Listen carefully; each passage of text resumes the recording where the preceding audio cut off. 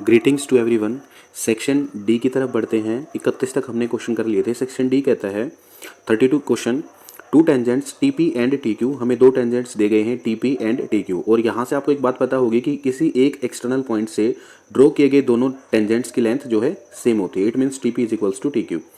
From centre external point T prove that, आपको prove करना है कि angle P T Q that is angle P T Q, ये वाला angle it will be equal to 2 times of angle O P Q, और O P Q आपको ये वाला एंगल दिया हुआ है, तो आपको इसको 2 टाइम्स प्रूव करना है।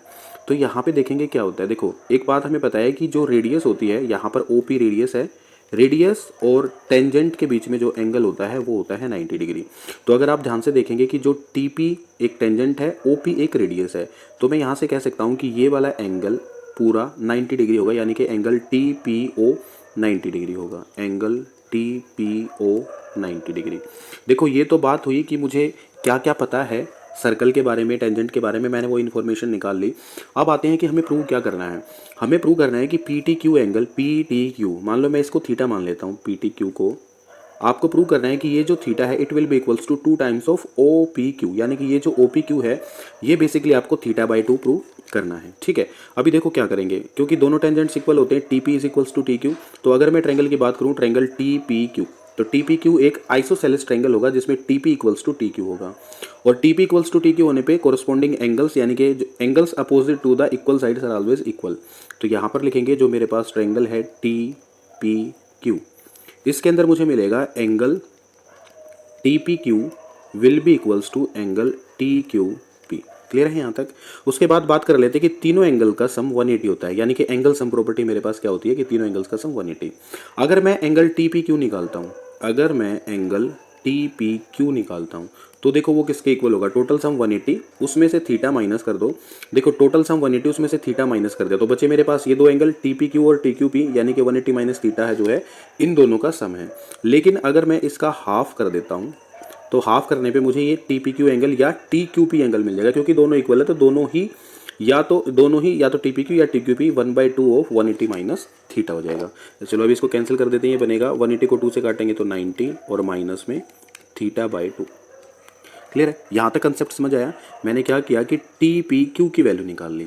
अब मुझे पता है कि एंगल ओ पी टी ये पूरा 90 डिग्री है, बट मुझे चाहिए ओ पी क्यू, मुझे चाहिए एंगल ओ पी क्यू। तो इसके लिए मुझे क्या करना पड़ेगा कि मुझे 90 में से माइनस कर देना पड़ेगा एंगल टी पी क्यू को, एंगल टी पी क्यू को। ठीक है, और टी पी क्यू की वैल्यू आपने निकाल लिया, तो उसको यहाँ पर पुट करेंगे, बनेगा 90 माइनस थीटा बाई 2। तो माइनस ब्रैकेट ओपन करेंगे, बनेगा 90 माइनस 90 प्लस थीटा बाई 2। 90 से 90 कैंसिल आउट हो जाएगा, तो ये क्या बचेगा, थीटा बाई 2। और यही मुझे प्रूव करना था। देखो मैंने शुरू में बताया था कि हमारे पास पी टी क्यू कितना है, थीटा, और ये इक्वल किसके है, 2 times of angle O P Q. O P Q है थीटा बाई 2, यानी कि थीटा इक्वल है 2 टाइम्स ऑफ थीटा बाई 2 के, और यही आपको प्रूव करना था। लास्ट में लिख देंगे हैंस प्रूव। ठीक है, अगर कोई डाउट रह गया हो तो कमेंट लिख देना, मैं इसको दोबारा करूँगा। बी पार्ट की तरफ बढ़ते हैं, या फिर आप वीडियो को एक बार दोबारा शुरू से देख लेना, आपको क्लियर हो जाएगा, कोई इतना बड़ा क्वेश्चन है नहीं है। इसमें दिया गया है a circle touches the side B C of a triangle A B C at a point P and touches A B and A C when produced at Q and R respectively. Basically इसमें भी आपको same सी ही properties का use करना है। देखो अगर आप ध्यान से देखेंगे तो ए एक्सटर्नल पॉइंट है, ए क्यू एक टेंजेंट है और ए आर एक टेंजेंट है। सिंगल एक्सटर्नल पॉइंट से ड्रॉ किए गए दोनों टेंजेंट्स की लेंथ जो है सेम होती है। तो यहाँ से मैं लिख सकता हूँ A Q is equals to A R. ठीक है, उसके बाद बी भी एक एक्सटर्नल पॉइंट है, तो यहाँ से मैं लिख सकता हूँ B Q equals to B P. दूसरा पॉइंट मैं निकालूंगा B Q will be equals to B P. Third point देखेंगे सी, सी से पी और सी से आर, तो ये बनेगा C P equals to C R. ये तीन चीज़ें मुझे पता लगी। अब हमें शो करना है कि A Q will be equals to half of perimeter of A B C, या फिर इसको ऐसे पढ़ सकते हैं कि perimeter of A B C will be equals to, अगर हाफ को ए क्यू के पास ले जाऊं तो ये बनेगा 2 टाइम्स ऑफ ए क्यू। आपको बेसिकली यही चीज़ प्रूव करनी है। अब देखो सबसे पहले तो पेरीमीटर निकालते हैं ट्रायंगल ए बी सी का। अगर मुझे पेरीमीटर चाहिए ट्रायंगल ए बी सी का, तो पेरीमीटर होता है तीनों साइड का सम, तो A B plus B C plus A C, तो ये बनेगा A B plus B C plus A C. Clear है। अब बी सी को दो पार्ट में ब्रेक किया जा सकता है, बी पी और पी सी। तो बी सी की वैल्यू चेंज कर देंगे, ये बनेगा A B plus B C के प्लेस पे लिखेंगे B P plus P C, और ए सी लास्ट में एज इट इज। क्लियर है। अब देखो आपके पास जो बी पी है वो किसके इक्वल दे रखा है, बी पी जो है बी क्यू के इक्वल है, तो यहाँ पर लिखेंगे A B plus B Q, और पी सी को देखो किसके इक्वल है, पी सी जो है सी आर के इक्वल है, तो यहाँ पर सी आर प्लस में ए सी। अब A B plus B Q देखो क्या होगा, A B plus B Q किसके इक्वल होगा, ए क्यू के, plus A C plus C R, A C plus C R किसके इक्वल होगा, ए आर के। और सबसे पहले हमने देखा था कि ए क्यू इक्वल्स किसके है, ए आर के, तो ए आर की वैल्यू चेंज करके ए क्यू करेंगे, A Q plus A Q, तो ये बनेगा 2 टाइम्स ऑफ ए क्यू। और लेफ्ट हैंड साइड में था perimeter of triangle A B C, तो 2 को इधर ले आएंगे, ये बनेगा half of perimeter of A B C is equals to A Q, और यही आपको प्रूव करना था। क्लियर है, समझ आ गया होगा सभी को। ठीक है, आगे बढ़ते हैं। Question number 33। क्वेश्चन नंबर 33 कहता है a solid is in the shape of a right circular cone surmounted on a hemisphere, the radius of each of them being 7 centimetre and height of the cone will be equal to diameter of the cone, diameter of the figure. यहाँ पे दिया गया है कि एक कोन है ऐसे, ये सरमाउंट है एक हेमिस्फीयर पर, मतलब नीचे एक हेमिस्फीयर है, ठीक है। और जो इसकी जो हाइट है, अगर मैं हाइट की बात करूं तो डायमीटर के इक्वल है, रेडियस 7 है तो डायमीटर हो जाएगा 14 सेंटीमीटर, और ये जो रेडियस है ये कितनी दे रखी है, 7 सेंटीमीटर। आपसे बोला है कि वॉल्यूम बताओ इसका, तो वॉल्यूम क्या होगा, कोन का वॉल्यूम प्लस हेमिस्फीयर का वॉल्यूम, यानी कि आपको बेसिकली ऐड करना है कोन का और हेमिस्फीयर दोनों का वॉल्यूम आपको ऐड करना है। तो कोन का वॉल्यूम होता है 1/3 पाई आर स्क्वायर एच, और हेमिस्फीयर का जो होता है 2/3 पाई आर क्यूब। तो दोनों में देखो क्या क्या कॉमन है, 1/3 पाई और आर स्क्वायर, क्योंकि आर दोनों की सेम है, तो यहाँ से 1/3 पाई आर स्क्वायर को कॉमन ले लेता हूँ, अंदर बचेगा एच प्लस 2 इंटू आर। तो वैल्यू पुट करेंगे, 1/3 पाई की वैल्यू के बारे में कुछ नहीं कहा है, तो 22/7 इंटू आर स्क्वायर, आर है 7 तो 7 इंटू 7, ब्रैकेट में आ जाएगा एच मैंने बोला है 14, और 2 आर भी क्या हो जाएगा, 2 सत्ते 14 14, तो 7 से 7 कैंसिल हो जाएगा, ये बनेगा 22 सत्ते 154 भाग 3, और अंदर बनेगा 28। क्लियर है, अब इसको कट कर देंगे, ये बनेगा 3 9 27, उसके बाद एक बचेगा 3 3 9 3 3 9, तो इसको 9.3 ही ले लेंगे, और उसके बाद 154 की 9.3 से मल्टीप्लाई करेंगे, 3 चौक 12, 3 बजे 15 और 1 16, 3 एकम 3 और 1 4, 9 चौक 36, 3 9 पंजे 45 और 3 48, 4 9 एकम 9 और 4 13, तो ये बनेगा 2 6 और 6 12, 8 और 4 12 और 1 13, 3 और 1 4 1, और यहाँ पे लगा देंगे डेसिमल, तो वॉल्यूम आएगा 1432.2 सेंटीमीटर क्यूब। क्लियर है, ये हो जाएगा आपका आंसर। क्वेश्चन नंबर 34 की तरफ बढ़ते हैं। 34 में कहा है the ratio of the 11th term and the 18th term, हमें रेशियो दे रखा है 11th टर्म का और 18th टर्म का। तो 11 कोई भी टर्म अगर आपको निकालनी है तो फॉर्मूला होता है a plus n minus 1 into D, यानी कि अगर मुझे 11th टर्म निकालनी है तो उसको मैं लिखूंगा a प्लस 10d, और इसका रेशियो दे रखा है 18वीं टर्म के साथ, यानी कि a प्लस 17d, और रेशियो मुझे दे रखा है 2/3। तो पहले तो क्रॉस मल्टीप्लाई करो और a और d की वैल्यू निकालेंगे, या कुछ रिलेशन आएगा, तो ये बनेगा 3a plus 30d equals to 2a plus 2 सत्ते 14d, तो 2a इधर ले आएंगे, ये बचेगा a, एक सेकेंड, 17 दूनी 34 होगा, ये 17 है, दिस इज 34, तो 34 माइनस 30 यानी कि 4d, यानी कि जहाँ पर भी a होगा आप उसकी वैल्यू यूज़ करेंगे 4d। क्लियर है, आगे बोला है find the ratio of the 5th and 21st, तो 5th क्या होती है मेरे पास a प्लस 4d, और 21st क्या होगी a प्लस 20d, तो a की जगह पे 4d लगाना है, तो 4d प्लस 4d ये बनेगा 8d, अपोन में a की जगह पर 4d प्लस 20d यानी कि 24d, तो d से d घटा 8 एकम 8 8 दिया 24, तो इसका रेशियो कितना आया 1:3। क्लियर है, आगे भी कुछ बोला है, आगे बोला है also find the ratio of sum of the first 5 terms and sum of the first 21 terms. अब आपको रेशियो निकालना है, बेसिकली अगर मैं बात करूं तो सम ऑफ फर्स्ट 5 अपोन में सम ऑफ फर्स्ट 21, तो 5 का फॉर्मूला होता है n/2, सम का फॉर्मूला है n/2 bracket 2a plus n minus 1 into D, यानी कि 4d, अपोन में 21 का हो जाएगा n/2 ब्रैकेट में 2a प्लस में 20d, तो देखो ये 2 से तो 2 कट जाएगा, इधर बचेगा 5/21, ब्रैकेट में a की जगह पे क्या यूज़ करना है 4d, तो 2a है तो 2 इंटू 4 8d, और 8 प्लस 4 12d, अपोन में 2a तो 8 प्लस 20 28d, तो d से d कटेगा, इसको 4 से काटेंगे, 4 तिये 12 और 4 सत्ते 28, ये 3 से कटेगा, 3 सत्ते 21, तो रेशियो आएगा 5/7 तो रेशियो आएगा 5:49। क्लियर है, सिंपल क्वेश्चन था, इसके बी पार्ट की तरफ आते हैं। बी पार्ट में बोला गया है if the sum of first 6 terms of an AP is 36, पहली 6 टर्म का आपको सम दे रखा है 36, and that of first 16 terms, और 16 टर्म्स का सम आपको दे रखा है 256। तो पहली 10 टर्म्स का सम आपको बताना है। सीधा सा क्वेश्चन है। देखिए हमें दे रखा है फर्स्ट 6 का सम, तो फॉर्मूला क्या बनेगा, n/2 bracket 2a plus n-1 यानी कि 5d इक्वल टू 36। दूसरा मुझे दे रखा है 16 टर्म्स का सम, तो 16/2 ब्रैकेट 2a, 16 में से एक गया 15d इक्वल टू ये सम दे रखा है 256। ठीक है, तो इसको काटेंगे 2 तिया 6 और 3 से इसको काट देंगे, बनेगा 12। यहाँ काटेंगे 2 8 16, 8 से इसको काट देंगे 8 तिया 24 और 8 दूनी 16। क्लियर है यहाँ तक। अब हमारे पास दो इक्वेशन आ गई, 2a plus 5d is equal to 12, 2a plus 15d is equal to 10। दूसरी में से पहली को माइनस कर दो, तो ये 2a से तो 2a कटेगा, 15 में से 5 गया 10d इज इक्वल टू 32 में से 12 गया 20, 2 में से 2 गया 0। तो यहाँ से d की जो वैल्यू आएगी इसको इससे काट देंगे, 10 दूनी 20। तो d यहाँ पर मेरे पास कॉमन डिफरेंस जो आया है 2 आया है। अब मुझे किसी भी एक इक्वेशन में पुट करना है। जैसे पहली इक्वेशन थी 2a plus 5d is equal to 12, 2a plus 5d is equal to 12। तो d की वैल्यू 2 है, पुट करो 2a 5 दूनी 10 इज इक्वल टू 12। तो 2a इज इक्वल टू 2, 2 से 2 कटेगा, तो यहाँ पे a का आंसर क्या आ गया 1, d आ गया, a आ गया। आपसे पूछा सम ऑफ फर्स्ट 10 टर्म्स, तो फॉर्मूला बनेगा 10/2 ब्रैकेट 2a यानी कि 2 × 1 2 प्लस फर्स्ट 10 टर्म्स n-1 यानी कि 9 × d, 9 दूनी 18। तो 2 से कटेगा, 2 पंचे 10, 18 और 2 20, 20 गुना 5 100। तो इसका सम कितना आएगा 100। क्लियर है यहाँ तक। ठीक है, एपी वाला क्वेश्चन क्लियर हो गया है। आगे बढ़ते हैं क्वेश्चन नंबर 35 की तरफ। तो यहाँ पर हमने 34 तक क्वेश्चन कर लिया। 35 में दे रखा है 250 apples of a box were weighted, यानी कि टोटल जो एप्पल्स हैं वो कितने हैं 250। इस तरीके से दे रखा है। और आगे हमें एक टेबल दे रखी है 80 से 100 ग्राम का ये सब कुछ, बट फ्रीक्वेंसी में एक टर्म मिसिंग दे रखी है, और वो टर्म है ये वाली एक्स वाली। तो पहला क्वेश्चन तो आपसे ये पूछा है कि x बताओ और मीन बताओ। तो x तो निकालना सिंपल है, सभी का सम कितना होना चाहिए 250, क्योंकि शुरू में ही दे रखा है। तो 20 प्लस 60 80, 80 प्लस 70 150, 150 प्लस 60 210। तो ये कितना बचा 210 में x में कितना जोड़ना पड़ेगा, x क्या लेना पड़ेगा 40, 210 में 40 जोड़ेंगे तो कितना आ जाएगा 250। क्लियर है। तो x की वैल्यू तो ये होगी, लेकिन 3 मार्क्स का क्वेश्चन है, मतलब मीन निकालना। तो मीन के लिए सबसे पहले मुझे xi निकालना पड़ेगा।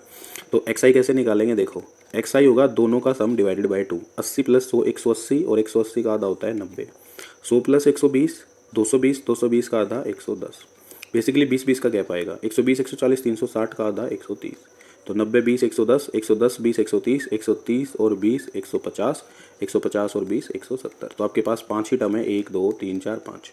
नीचे इनकी फ्रीक्वेंसी दे रखी है FI, जो कि दे रखी है 20 60 70। x मैंने निकाल लिया 40, और ये लास्ट वाली दे रखी है 60। इसको 40 मत मानना, ये मैंने दे रखी है 60। ठीक है भाई। अब आपको मीन निकालना। तो मीन अगर आप डायरेक्ट मेथड से निकालने जाओगे तो आपको क्या करना है, FI XI निकालना है। उसके बाद इसको डिवाइड कर देना है समेशन ऑफ FI से। अगर ये डाटा आपको बड़ा लग रहा है तो इसके लिए आपको एज्यूम्ड मीन मेथड पे जा सकते हैं, स्टेप डिवीजन पे जा सकते हो। तो हम यहाँ पे डायरेक्ट मेथड ही करते हैं। हमें निकालना है FI XI। तो 9 दूनी 18 और 2 0 एज इट इज़ 1800, 11 6 66 और 2 0, 13 7 91, 7 21 7 एकम 91, 15 चौके 60 6000, और 17 छिके 102 और 0 0। उसके बाद आपको इन सबका क्या करना है, सम सबको ऐड कर देना है। तो देखो लास्ट में सभी के 0 है, तो यहाँ पे आएगा 0, फिर 0 एक और 0 है सब में। अब थर्ड डिजिट पे आते हैं। 2 + 1 3, 3 + 6 9, 9 + 8 17, 1 कैरी हो गया। फोर्थ डिजिट पे आते हैं। इसका तो 0 है, इसका 6 है, 9 और 6 15, 15 और 6 21, 21 और 1 22, और एक रिमाइंडर था 23, बचा कितना 2। तो 2 और 1 3, तो सम आया 33,700। हमें निकालना है मीन। तो समेशन ऑफ FI XI को समेशन ऑफ FI से डिवाइड कर देंगे, जो कि था 250। तो 0 से 0 कटेगा, इसको करेंगे 5 पंजे 25, और ये वाली 0 कट के हो जाएगा 5 दूनी 10। इसको भी काट देंगे, 5 6 30, बचे कितने 3, 5 7 35, 7 में से 5 गया 2, और 5 चौका 20। तो 2 से मल्टीप्लाई करेंगे, 2 4 जा 8, 2 7 जा 14, 2 6 12 और 1 13। तो जो इसका मीन आएगा वो कितना आएगा 134.8। क्लियर है। आगे बोला find the model class. Model class में क्या होता है, फ्रीक्वेंसी हाईएस्ट रिपीटिंग कहाँ पर है 70। तो मॉडल क्लास हो जाएगी 120 से 140। तो ये तो सिर्फ 1 मार्क्स का था, बट इन्होंने 2 मार्क्स में दे रखा है मॉडल क्लास को, क्योंकि मॉडल क्लास सिर्फ हमें निकालनी थी, मोड नहीं निकालना था। अच्छा, मॉडल मास निकालना था, सॉरी, क्लास नहीं निकालनी थी, मॉडल मास आपको निकालना था। तो मॉडल मास के लिए आपको क्या क्या चाहिए होगा, एक तो आपको फॉर्मूला पता होना चाहिए, मोड का फॉर्मूला क्या होता है, L plus N by two, sorry L plus N by two कहाँ चला गया मैं, वो तो मीडियन की बात हो गई, एक सेकंड रुकिएगा, मॉडल मास निकालना था, मैंने सोचा क्लास निकालनी। चलिए देखो सबसे पहले तो आपको मॉडल क्लास पता होनी चाहिए, ये है मेरे पास मॉडल क्लास हाईएस्ट फ्रीक्वेंसी, इसमें मुझे एल की वैल्यू चाहिए, तो एल मेरे पास कितना है 120, मुझे फ्रीक्वेंसी यानी कि F1 की वैल्यू चाहिए जो कि है 70, एक होता है F0 इससे पहले वाली फ्रीक्वेंसी 60, एक होता है F2 इसके बाद वाली फ्रीक्वेंसी जो कि X थी और जो कि हमारी कितनी निकली थी 40। ठीक है, तो मोड का फॉर्मूला क्या होता है, L plus F1 minus F0 upon में 2F1 minus F0 minus F2। ठीक है, तो लोअर तो हमारे पास कितना है 120 प्लस F1 माइनस F0, तो 70 माइनस 60 10 अपॉन में 2F1 यानी कि 2 सत्ते 140 माइनस F0 माइनस F2, तो 60 और 40 100, तो 140 में से 100 गया 40, ये बनेगा 10/40 यानी कि 1/4, और 1/4 को क्या लिख सकते हैं 0.25। तो यहाँ पर हमारा जो मॉडल मास आएगा वो आएगा 120.25, तो यहाँ पर इन्होंने 125 कुछ लिख रखा है, तो आप ये गलती मत करना क्योंकि देखो 10/40, तो 0 से 0 कटेगी 1/4, और 1/4 का मतलब होता है 0.25, तो ये बनेगा 120.25, ये बनेगा इसका मॉडल मास। क्लियर है, फॉर्मूला यही था ना, L plus F1 minus F0 और अपॉन में 2F1 minus F0 minus F2। एक बार मुझे क्लियर भी कर देना, थोड़ा सा फॉर्मूला मेरे दिमाग से निकल गया बट मेरे ख्याल से यही था। और मीडियन का होता है L plus N by two minus CF upon में F इंटू एच। क्लियर है, चलिए आगे बढ़ते हैं सेक्शन ई की तरफ, केस स्टडी वाले क्वेश्चन हैं। तो सेक्शन ई का पहला क्वेश्चन देखते हैं। सेक्शन ई में हमें दे रखा है कि कुछ ऐसे है, मैं आप लोगों को ब्रीफ करके बता देता हूँ, मैंने इस क्वेश्चन को पहले पढ़ा है। बेसिकली 2 बैच बनाए गए हैं, बैच 1 और बैच 2। दोनों बैचेज में पुअर बच्चे भी हैं और रिच बच्चे भी, पी से पुअर आर से रिच। तो पहले बैच की बात कर लेते हैं। पहले बैच में 20 तो पुअर बच्चे हैं और 5 रिच बच्चे हैं। सेकंड बैच की अगर हम बात करें तो सेकंड बैच में हमारे पास 5 तो पुअर हैं और 25 रिच हैं। क्लियर है, उसके बाद टोटल फीस बोली गई है, पहले बैच की है 9,000 रुपये। अगर मैं इस फर्स्ट बैच की बात करूंगा तो इसकी जो टोटल फीस है वो है 9,000, और दूसरे बैच की जो टोटल फीस है वो है 26,000 इक्वल्स टू। ठीक है, और एज्यूम आपको करना है कि पुअर जो बच्चा है वो x रुपये फीस देता है प्लस रिच जो है y देता है। ठीक है, ऐसे ही पुअर x प्लस में रिच y। तो बेसिकली आपको 2 इक्वेशन दे रखे। पहला क्वेश्चन ये दे रखा कि represent the information in terms of x and y।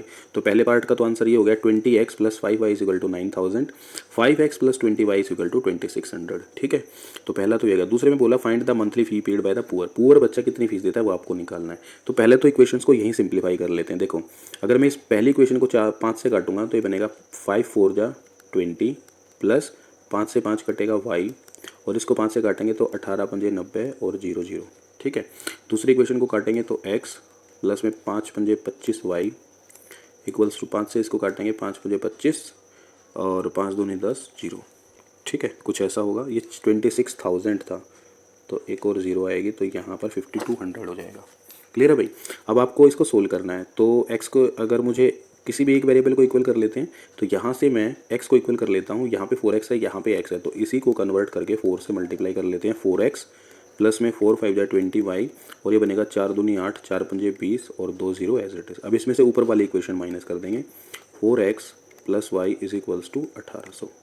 तो इसको माइनस करेंगे, 4x से 4x कटेगा, ये बचेगा 19y is equal to 2 0 as it is. 8 में से 8 गया 0, 20 में से 1 गया 19, 19 से इसको काटेंगे तो y का आंसर आया 1000।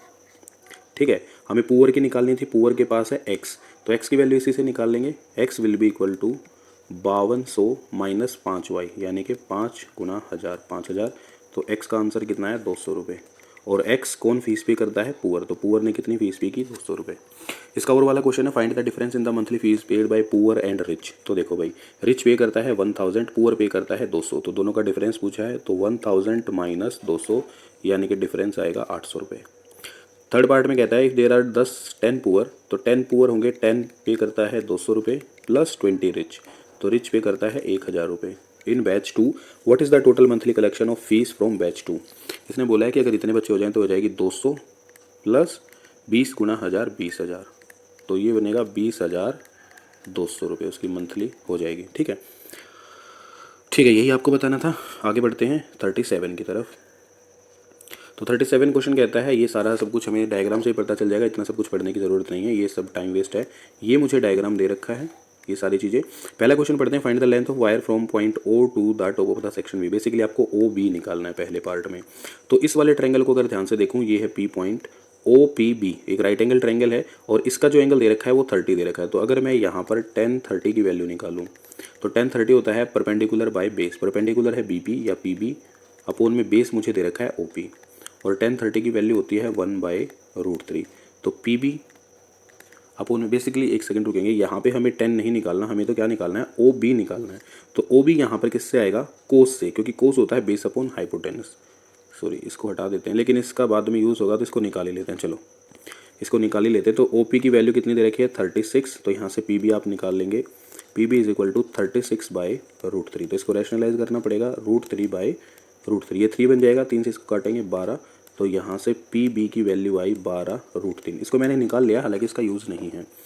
अब हम निकालेंगे साइन ऑफ 30 डिग्री, क्योंकि मुझे जो है बेसिकली निकालना था ओ बी। अब साइन 30 क्या होता है, परपेंडिकुलर, सॉरी कोस 30, क्योंकि कोस 30 क्या होता है, बेस बाय हाइपोटेनस, और बेस यहाँ पर है ओ पी, अपोन में हाइपोटेनस है ओ बी।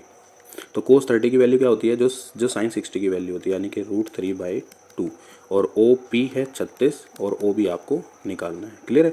तो ओ बी को उधर ले जाएंगे, ये बनेगा 2 × 36/√3। इसको फिर से रैशनलाइज करेंगे, √3/√3, तो 3 बन जाएगा, 3 12 36, 12 दूनी 24√3। तो पहले पार्ट का आंसर जो कि ओ बी निकालना था वो है आपके पास 24√3। क्लियर है। दूसरे पार्ट की तरफ बढ़ते हैं, फाइंड ए बी। अब आपको ए बी निकालना है। तो यहाँ पे मैंने पी बी निकाला था, तो ए बी निकालना है हमें। अब हम बात करेंगे बड़े ट्रायंगल की, ए पी ओ। अब हम बात करेंगे बड़े ट्रायंगल ए पी ओ की। इसमें लगाएंगे अपना, क्योंकि इसमें एंगल 45 है, तो 10 45, और ये हो जाएगा A P by O P, perpendicular by base, ये है 1। तो ए पी तो मुझे निकालना है और ओ पी दे रखा है 36। तो यहाँ से ए पी कितना आ जाएगा, 36 सेंटीमीटर। आपको निकालना था सिर्फ ए बी, तो पूरे बड़े ए पी में से मैं पी बी को माइनस कर दूंगा, तो मेरे पास आ जाएगा ए बी। तो ए बी आ जाएगा, पूरा है मेरे पास 36, इसमें से माइनस करूँगा 12√3 पी बी की वैल्यू, ए पी में से पी बी तो कॉमन ले लेंगे, इसमें से 12 अंदर बचेगा, 12 3 36 माइनस √3। तो मेरे पास इसकी वैल्यू आ जाएगी, ए बी की वैल्यू, जो ये ए बी निकालना था, 12 × 3 माइनस √3। क्लियर है। उसके बाद हमें बोला गया है find the area of the triangle O P B. O P B कौन सा ट्रायंगल है, ओ पी बी, ये छोटे वाला ट्रायंगल। तो एक राइट एंगल ट्रायंगल है, इसका एरिया हो जाएगा 1/2 इंटू बेस, बेस दे रखा है 36, और हाइट है मेरे पास पी बी। पी बी मैंने कितना निकाला है, 12√3। तो 12√3, 2 से काट देंगे, 2 18 36, 18 दूनी 36, 18 18 और 3 11, 216√3। तो ये वाला जो आपके पास एरिया आएगा वो कितना आएगा, 216√3। लास्ट पार्ट है, find the height of the section A from the base of the tower. Height of the section A from base, यानी कि बेसिकली आपको पी ए निकालना है, और पी ए यानी कि ए पी हम पहले ही निकाल चुके हैं, जो कि कितना है, 36 सेंटीमीटर। तो यह आ जाएगा 36। Height of the A from the base, that is A P is 36 centimetre. Clear है। आगे बढ़ते हैं, लास्ट क्वेश्चन की तरफ। इस वाले क्वेश्चन में देखो कुछ ऐसे दे रखा है कि आपके पास एक गेम होता है 8 बॉल, जिसमें नंबरिंग होती है 1 से लेके 15 तक। पहले मैं आपको समझा देता हूँ, इसमें नंबरिंग होती है 1 से लेके 15 तक, मतलब 15 बॉल तो ये होती हैं, प्लस में एक होती है इसमें क्यू बॉल, एक और बॉल होती है एक्स्ट्रा क्यू बॉल, यानी कि टोटल हो गई 16 बॉल। अब इसमें बोला गया है कि जो 1 से 15 तक नंबरिंग है, जो सबसे 1 से लेके 8 तक जो नंबरिंग है, वो बॉल्स सॉलिड हैं और कलर्ड है, उन पर कोई ना कोई कलर हो रखा है। ये जो एक बॉल होती है सॉलिड तो होती है, बट वाइट कलर की होती है। ठीक है। तो 1 से 8 तक ये है, और 9 से लेके 15 तक बाकी जो बॉल बच गई उन पे स्ट्रिप है, उन पे क्या है, स्ट्रिप। ठीक है। इसने बोला है कि इन 15 बॉल्स को एक बॉल में डाला गया, इसको नहीं डाला गया क्यू बॉल को। एक बर्तन है, उसमें 15 की 15 बॉल को डाल दिया, ये जो क्यू बॉल थी इसको नहीं डाला, मतलब टोटल बॉल आपके पास 15 है बर्तन में। ठीक है। 1 से 8 तक सॉलिड है, कलरफुल, और 9 से 15 तक स्ट्रिप है। अब आपसे पहला क्वेश्चन पूछा गया, what is the probability that the drawn ball bears number 8। तो देखो हर एक बॉल पे सिर्फ एक यूनिक नंबर है, तो 8 सिर्फ एक ही बॉल पे होगा, तो इसकी प्रोबेबिलिटी हो जाएगी 1/15, क्योंकि एक बॉल जो है 8 नंबर लिखी हुई सिर्फ एक बॉल है, और टोटल बॉल्स जो है 15 हैं, तो प्रोबेबिलिटी बनेगी 1/15। दूसरा क्वेश्चन है, what is the probability that the drawn ball bears an even number. तो यहाँ पे आपको 1 से लेके 15 तक कितने इवन नंबर होंगे, तो 2 से शुरू करेंगे, 2 4 6 8 10 12 14, तो टोटल कैसे कितने नंबर होंगे, 7, और 7/15 इसकी प्रोबेबिलिटी हो जाएगी। What is the probability that the drawn ball bears a number which is a multiple of 3। तो 1 से 15 तक देखो 3, 6, 9, 12, 15, तो ऐसे 5 नंबर होंगे और टोटल हैं 15। इसको काट देंगे, 5 एकम 5, 5 3 15, तो इसका आंसर होगा 1/3। आखिरी question, what is the probability that the drawn ball is solid coloured होनी चाहिए and bears an even number, मतलब 1 से 8 के बीच में इवन नंबर्स बोल, तो 2, 4, 6, 8, ऐसे सिर्फ 4 बॉल होंगे और टोटल है 15, तो आंसर होगा 4/15। उम्मीद है आपको पूरा पेपर क्लियर हो गया होगा। अभी इसके बाद एक और पेपर की डिमांड है जो मैंने जिसका सॉल्यूशन जल्दी ही मैं आप लोगों को प्रोवाइड कराऊंगा, बट चैनल को सब्सक्राइब जरूर याद से करें। आप सब्सक्राइब करना भूल जाते हैं, सब्सक्राइब करेंगे तो आपको नोटिफिकेशन आता रहेगा और मुझे भी थोड़ा मोटिवेशन मिलेगा। ठीक।